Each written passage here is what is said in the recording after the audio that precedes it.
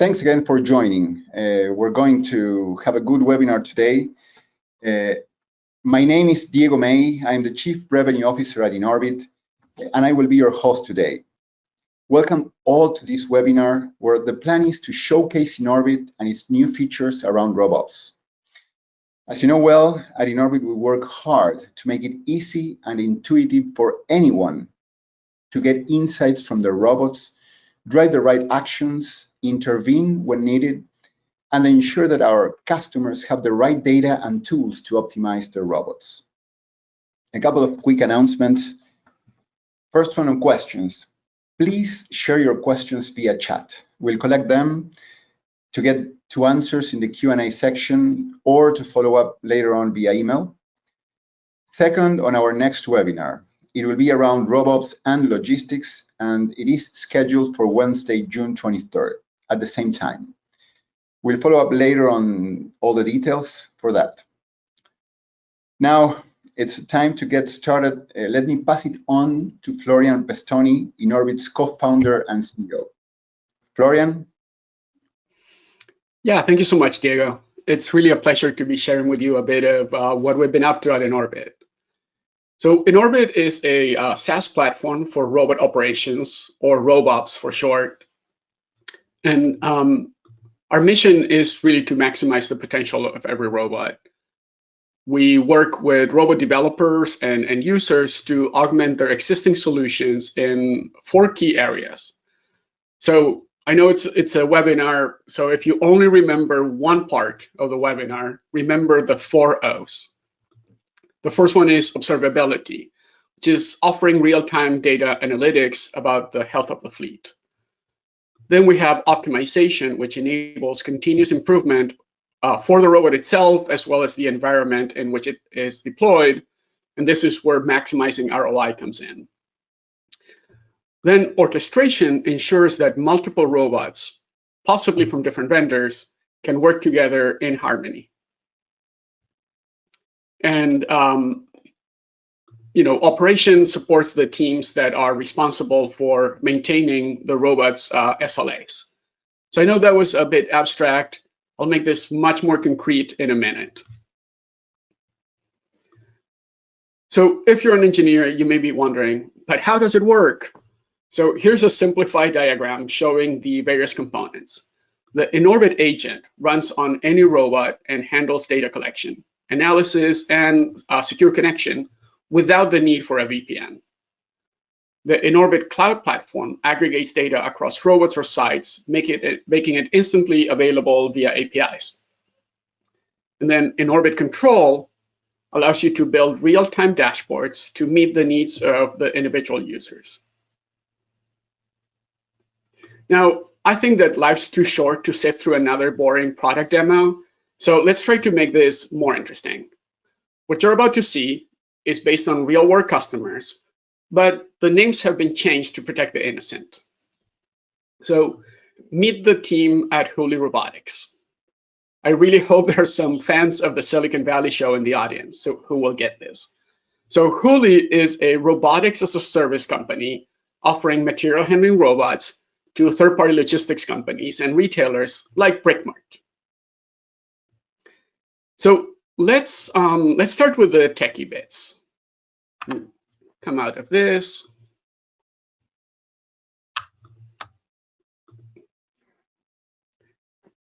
So Rachel is a lead engineer at Hooli, and she has a lot on her plate. Just getting the robot to do its job is hard enough. So she knew she could not reinvent the wheel about everything. So in what I'm about to show you, if you're not an engineer or roboticist, please avert your eyes. So the first thing is Rachel relied on InOrbit's developer tools, including the InOrbit APIs. So these are REST APIs and webhooks to enable integrations with Hooli's internal systems. And that way she was able to plug in their mapping process to InOrbit, and she built a thin layer of code that connected a warehouse management system, which is the one that's used by Brickmart, through InOrbit's cloud APIs. So that made it very simple for her. And then because Rachel is very thorough, she actually spent a lot of time reviewing InOrbit security and was impressed by how thorough it was, from advanced key management to robust access control. Now, one of the things that's really cool about InOrbit for Rachel is that it comes pre-integrated out of the box with some common software. So she could get some workflows up and running quickly. So when her CEO, Eve, asked for a customer-facing app for Brickmart's warehouse associates, Rachel just asked Rob on her team to use InOrbit's no-code integrations. And then this allowed them to really create an app for associates at Brickmart to understand what's going on with the robot and nudge it gently if necessary. What's even better is that Rob was able to do all this without actually writing a lot of code. It was mostly configurations. So he was able to do this in days instead of months. So that's the kind of like the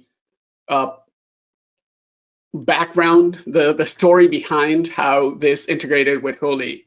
Now, since Huli is really a robot as a service, as I mentioned, they need to run a robot operations center. So or ROC, I think is the way a lot of us call it. So at the ROC, Oliver is a level 2 operator, and he has access to very detailed product dashboards that are robot specific. So he's looking at individual robots, and he can see data about in real time, anything from the robot's health vitals to much more detailed information, everything that Oliver needs to know if the robot is doing okay.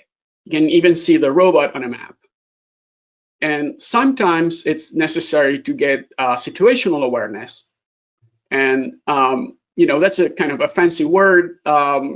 Oliver calls it teleporting. So he can see through the camera's eyes. He can see the point cloud in a simplified fashion, and can understand very quickly where the robot is and what's going on around it. We have different perspectives. So as a gamer, Oliver particularly likes this view, which is the minimap view. And one of the things that Oliver appreciates is InOrbit tries to always minimize the bandwidth usage and will adjust the quality of the video. But if Oliver needs a little bit more quality or more precision, he can step up the frame rate or the resolution. And then he worked with Rachel to set up a custom view that's aimed at level 1 operators. And in the case of Huli, they decided to outsource L1s to another company. So using InOrbit's role-based access controls, they were able to only show the relevant information and nothing else. And then every now and then, a Huli robot gets in trouble and needs to be told where to go. Most of the time, they're okay and they can operate autonomously. But when that's necessary, an L1 or an L2 can easily control the robot and tell it where to go. So for example, here, Oliver sets a waypoint for the robot, wants it to be facing this way, click, and basically the robot is up and running. And now he can basically unlock the robot so that other people can control it and move on and go somewhere else. Now, in case the robot gets mislocalized, which is something that happens every now and then, most of the time robots know where they are. But if it gets mislocalized, it really is stuck. And basically, it can't go anywhere. And now it's like this very kind of expensive paperweight. There it is. So the robot is now mislocalized. So let's see if we can help it out. So Oliver clicks here, Okay, this part is always hard. Where am I? That's not it. Ooh, the pressure. So, nope.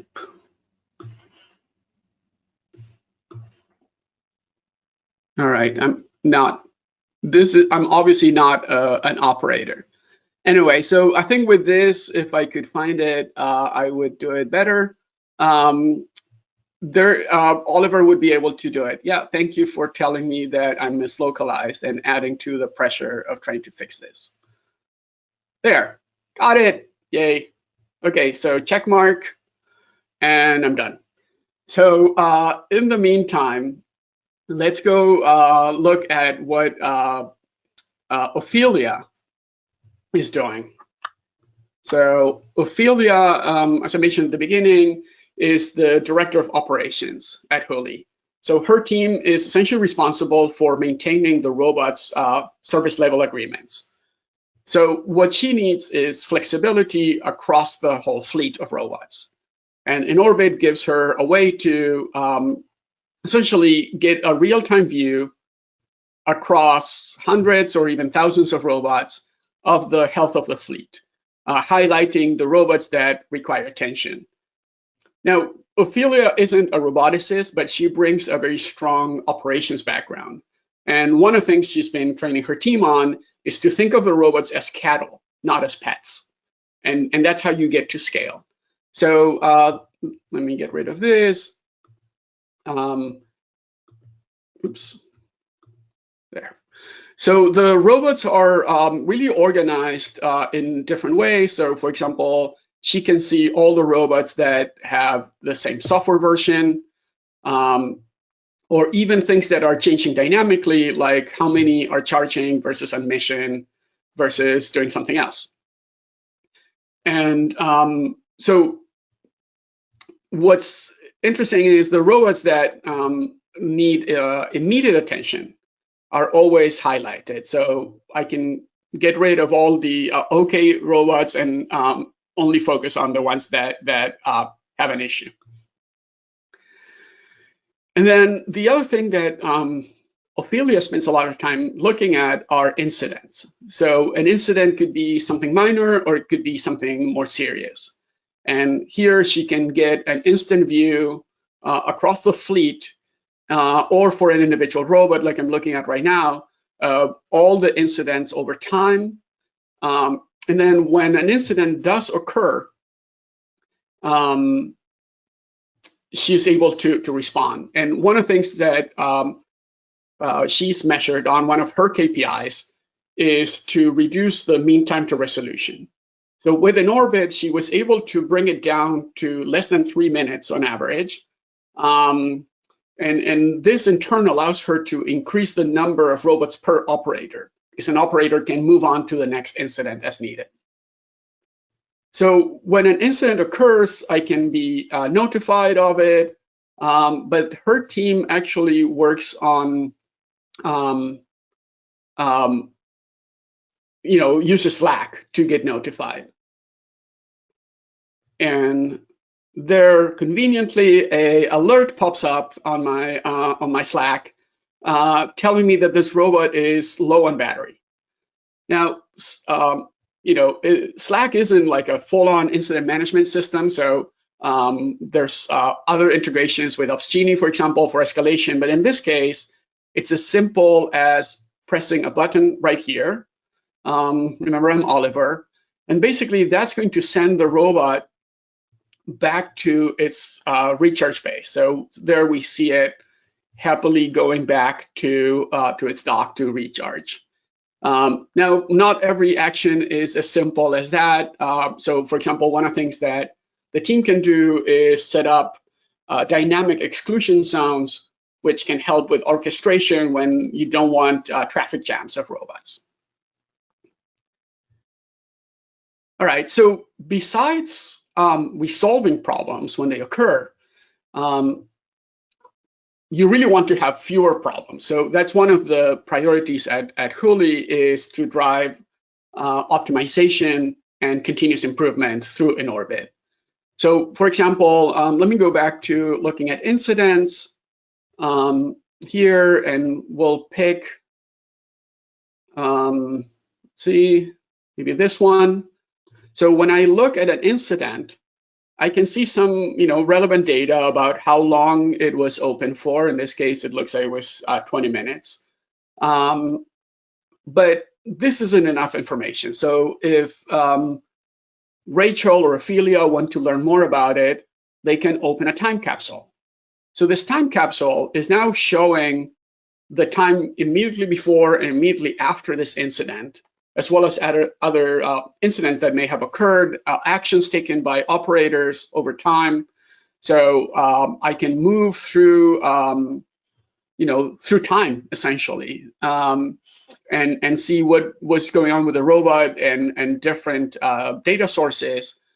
I can also, this is one of my favorite views, I can see a heat map of, in this case, where the robot is spending time. And I can now immediately see that there's some sort of like choke point or something here, some inefficiency over here where at least now I have enough information to go check it out and see if there are other improvements to be made. And then obviously you can play around with the time and go back a day or more and get different types of data. So now here's another part about Ophelia's life at Huli, and which is that Eve, her CEO, used to be like breathing down her neck all the time asking for information. I don't know if that's something that resonates with people here where their CEO is asking for data. So what Ophelia did is she built, using InOrbit, of course, an executive dashboard. And it's like the 30,000-foot view of the overall performance of the Huli fleet through KPIs.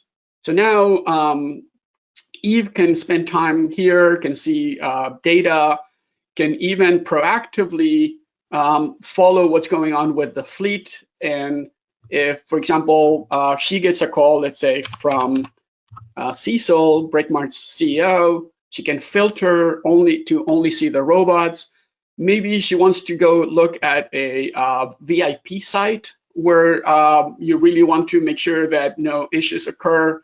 And through this, she can like really cycle through all the robots and see what's going on.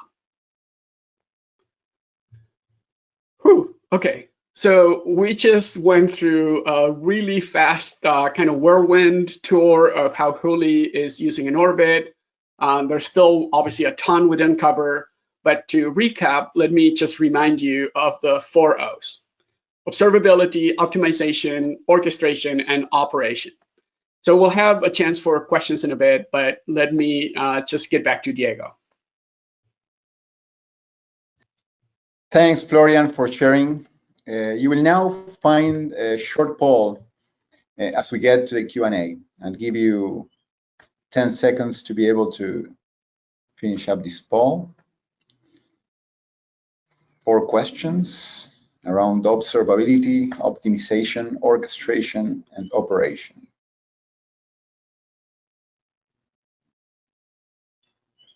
And in the meantime, thanks all for the questions that you have been sharing. I'm gonna get started with one question that is around ROS and non-ROS. So it says, our robots are not based on ROS. Will this work for us? Yeah, absolutely. So we are robot agnostic. We do support ROS and ROS2, but we've also integrated with other non-ROS systems.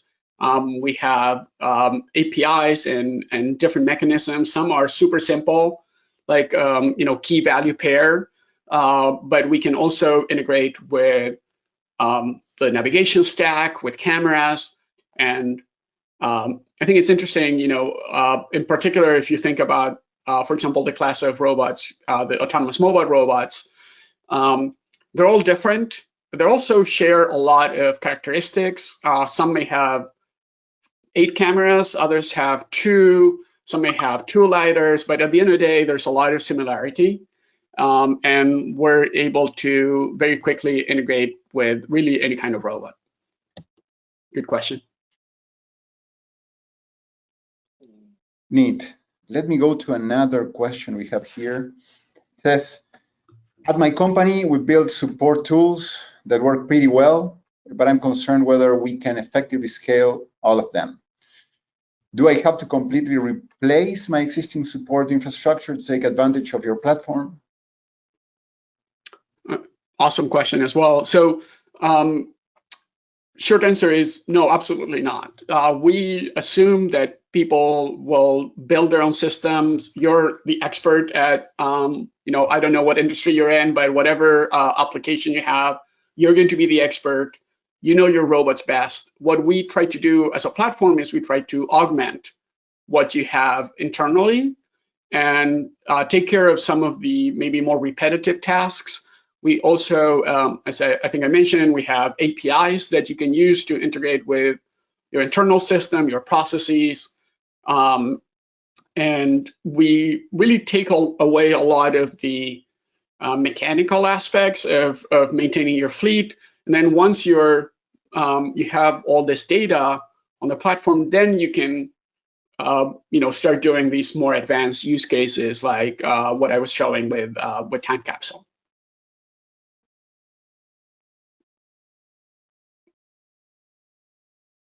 Okay, I was here. So there's another question.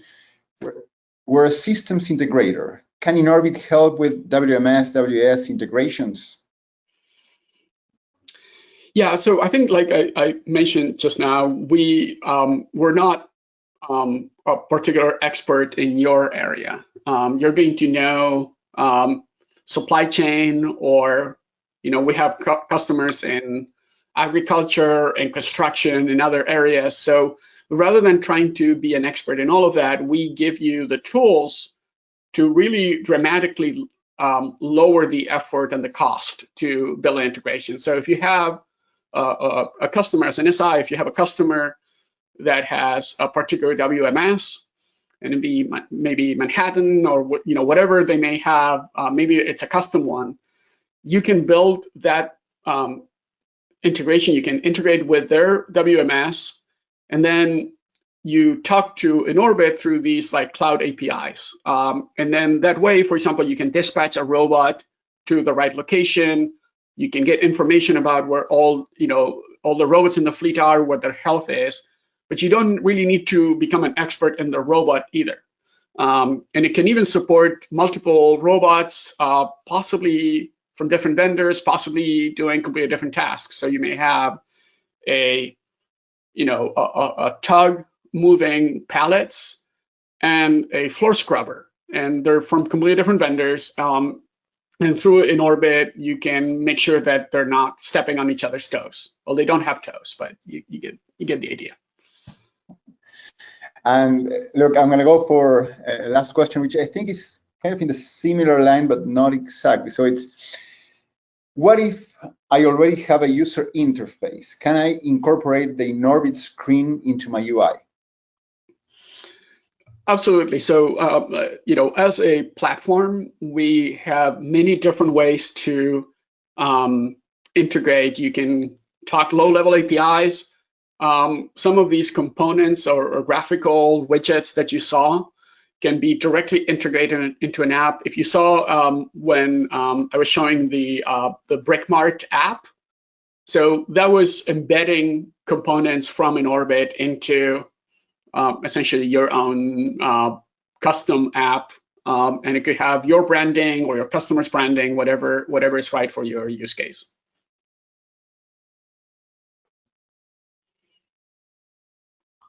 Okay, look, I think it's time to wrap up. We're 4 minutes away. We really hope, well, thanks again, Florian, for the presentation, the demo, and the answers.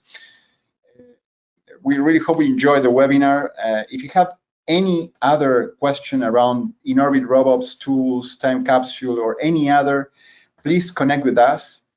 Thanks for coming to the webinar, and see you next time.